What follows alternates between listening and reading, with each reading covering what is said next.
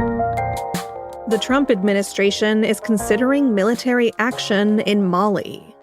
That's where we're starting the 7 from the Washington Post. I'm Hannah Jewell. It's Thursday, July 23rd. Let's get you caught up with today's 7 stories. JNIM is a militant force in West Africa affiliated with al-Qaeda. According to current and former U.S. officials, the Trump administration is weighing military options to target the group. If action is approved, Mali would become the 8th country where President Donald Trump has ordered strikes since the start of his second term, despite his campaign promises to end foreign entanglements. But there is disagreement among top officials over whether to proceed. The Washington Post is the first to report on these deliberations. Mali has been plagued in recent years by violence by Islamist militant groups, and by Mali's own junta government and the Russian mercenaries it hired to get the situation under control. Any direct U.S. military involvement in Mali runs the risk of hostilities with Russian forces in the region. Meanwhile, the House of Representatives yesterday passed a $1.15 trillion defense bill, which includes billions more for the war in Iran. But it faces a difficult test in the Senate before it can advance to the White House and become law.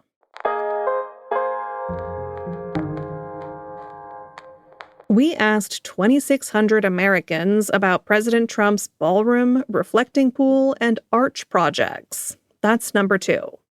Trump is personally dedicated to his construction projects. He wants to build a large White House ballroom and a 250-foot triumphal arch. He has also remodeled the Lincoln Memorial reflecting pool, running into some algae issues along the way. These projects have sparked fierce criticism. But what does the broader public think about his plans? A post-Ipsos poll asked people if they feel enthusiastic, satisfied, dissatisfied, or upset about the trio of projects. About 1 in 3 Americans say they feel enthusiastic or satisfied with them. But almost 4 in 10 Americans say they feel upset about the projects, more than 3 times the percentage who feel enthusiastic. There's a lot to unpack from this poll. You can find a link to the full results in today's 7 newsletter. Number 3. President Trump is expected to introduce permanent new tariffs as soon as this week. Earlier this year, the Supreme Court upended Trump's trade strategy by striking down most of his tariffs. In February, Trump introduced a stopgap measure to levy a 10% tariff limited to just 150 days. Those tariffs lapse tomorrow. So, in the coming days, Trump is expected to announce what he hopes will be a more permanent solution. The first batch of new tariffs is expected to affect 60 nations that the administration says import goods produced using forced labor.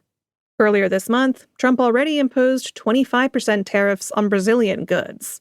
And on Monday, he cited a trade law from 1930 to threaten 50% tariffs on Canadian products. He said those would take effect in 30 days. U.S. Trade Representative Jamieson Greer defended the administration's approach to trade at a Senate Finance Committee hearing yesterday. We are committed to continuing to use tariffs and to negotiate deals to support the reindustrialization of our economy, protect American workers, and increase their wages, and shrink our trade deficit. Despite that positive spin, U.S. factories actually employ 75,000 fewer workers than when Trump returned to the White House. And according to a recent study, tariffs are aggravating inflation.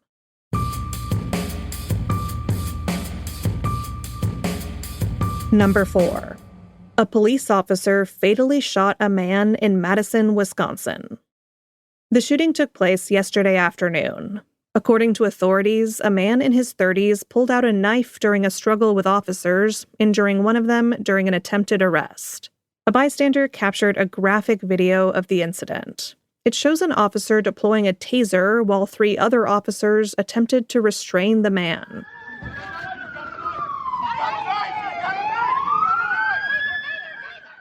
A moment later, as one of the officers pressed a knee into the man's lower back area, another fired 3 shots. After the shots were fired, a woman can be heard on video as sirens wail, yelling, "I saw everything, you did not need to kill him." The video has been widely shared on social media, inflaming tensions in the city and sparking protests. Laura Schulte is a reporter at the Milwaukee Journal-Sentinel. She shared video online of the protests. All 4 officers involved have been placed on administrative leave.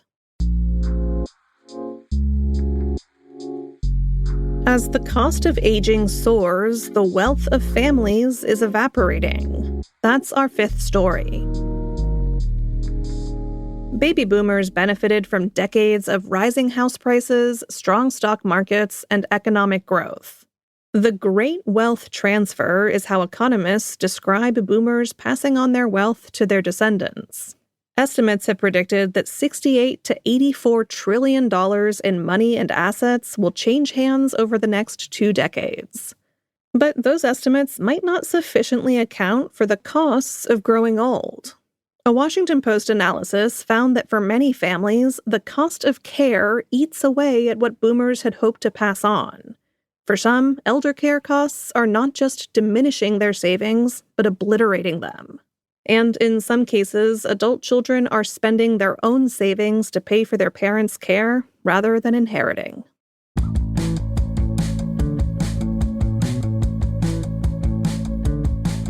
Number 6. Cannabis may be messing with your dreams. Cannabis alters consciousness in obvious ways in people who are awake. But only recently, scientists have begun to gain new understanding into how the drug alters people's sleep. How does it affect dreaming, sleep architecture, and the brain's overnight housekeeping? There's still a lot we don't know, but researchers have found an interesting contradiction. Many people report that cannabis allows them to have better sleep. But when scientists have attempted to measure sleep quality, nearly every study has shown it to be worse for cannabis users. One interesting effect is that many users report having fewer dreams, or at least remembering them less. A landmark 2015 study showed that for this reason, cannabis could help with nightmares associated with PTSD. But the loss of dreams could have other negative effects for our health. Some scientists contend that dreaming is crucial for the brain, and that dreams function as a sort of overnight workshop to prepare us for the waking world. And at number 7, researchers documented orcas smashing their prey to smithereens. You may recall the story of the naughty killer whales who enjoyed smashing into boats in Spain and Portugal in recent years. It turns out they were mostly just doing it for fun. That playful spirit may also be the reason behind a new behavior scientists observed and caught on video. The whales were documented slamming into prey so hard that it exploded into little fishy pieces. In both cases, one orca holds the prey in place as another orca hurls its full body at it nose first. There's a wet crash, and then it begins to rain fish parts as the orcas happily swim around.